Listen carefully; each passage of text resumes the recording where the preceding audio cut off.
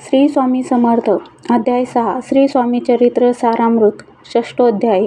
श्री स्वामी समर्थ श्री स्वामी समर्थ श्री स्वामी समर्थ श्री स्वामी समर्थ श्री स्वामी समर्थ श्री स्वामी समर्थ श्री स्वामी समर्थ श्री स्वामी समर्थ श्री स्वामी समर्थ श्री स्वामी समर्थ श्री स्वामी समर्थ।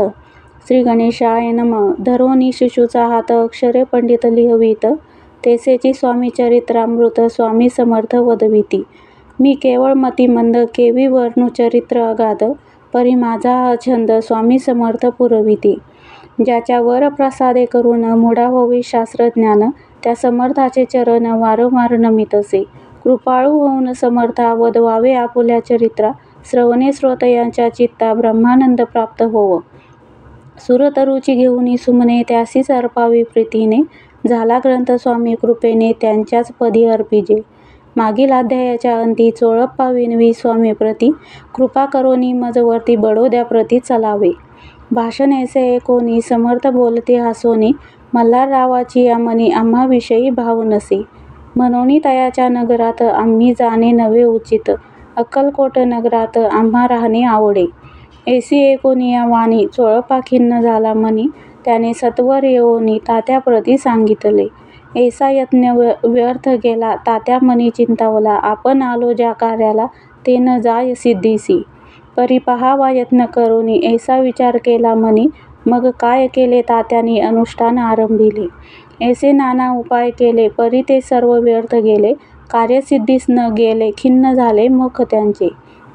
भक्ती नाही अंतरी दांभिक साधना ते करी, तया ते स्वामी नरहरी प्रसन्न कैसे होतील। तयांनी माजविली ढोंगे आणि केली नाना सोंगे, भक्तिविन हठयोगे स्वामी कृपा न होय।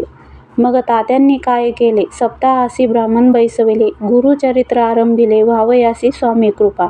परी तयाच्या वाड्यात कधी न गेले समर्थ, तात्या झाला व्यग्रचित्त काही उपाय सुचेना।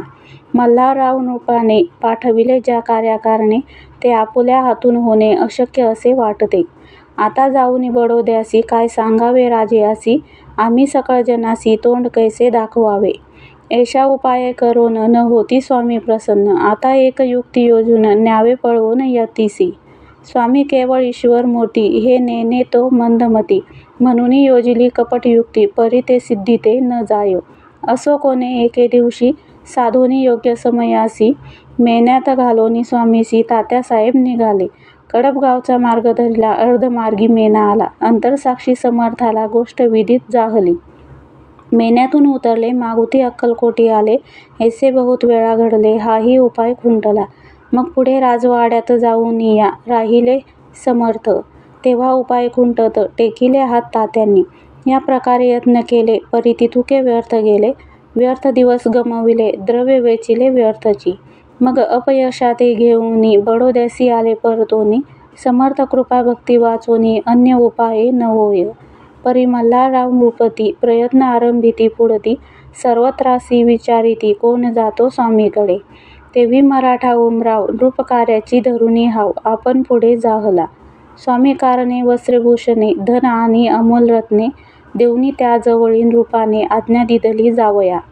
तो येऊनी अक्कलकोटी घेतली समर्थाची भेटी, वस्त्रे अलंकार सुवर्ण ताटी स्वामी पुढे ठेवीत।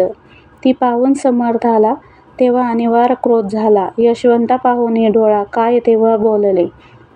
अरे बेडी आणोनी सत्वर ठोकायाचे चरणी, ऐसे त्रिवार मोठ्यानी समर्थ क्रोधे बोलले। क्रोध मुद्रा पाहुनी यशवंतराव भ्याला मनी, पळाले तोंडचे पाणी लटलटा कापू लागला। मग थोड्याच दिवशी आज्ञा आली यशवंतासी, सत्वर यावे बडोद्यासी तेथील कार्यासी सोडोनी। साहेबा विष प्रयोग केला मल्हाररावावरी आळ आला, त्या कृत्यामाजी यशवंताला गुन्हेगार रेखिले। हाती पायी बेडी पडली स्वामी वचनाची प्रचिता आली, अघटित लीला दाविली ख्याती झाली सर्वत्र।